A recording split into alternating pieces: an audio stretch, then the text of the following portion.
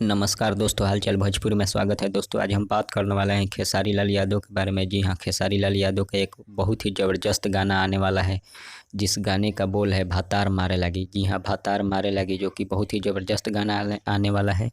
और इस गाने को कौन लिखा है और कौन म्यूजिक डायरेक्टर है, अभी इसका पूरा जानकारी नहीं दिया गया है। लेकिन इस गाने को कल शनिवार को 5 बजे शाम को रिलीज किया जाएगा जी म्यूजिक भोजपुरी पर।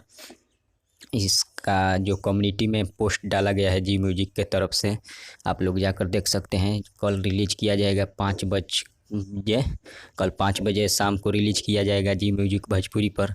और इसका भी लेखक का नाम इस पर नहीं दिया गया है और ना ही म्यूजिक डायरेक्टर का, केवल यही लिखा गया है भातार मारे लगी। केवल पोस्टर रिलीज कर दिया गया है और इस गाने को गाए हैं खेसारी लाल यादव जी। आप लोग जाकर देख सकते हैं जी म्यूजिक भोजपुरी पर। इसे अपलोड किया जाएगा कल 5 बजे शनिवार को, कल 5 बजे शाम शनिवार को अपलोड किया जाएगा जी म्यूजिक भोजपुरी पर। भातार मारे लगी, जी हाँ, भातार मारे लगी, जो कि खेसारी लाल जी गाए हैं। धन्यवाद।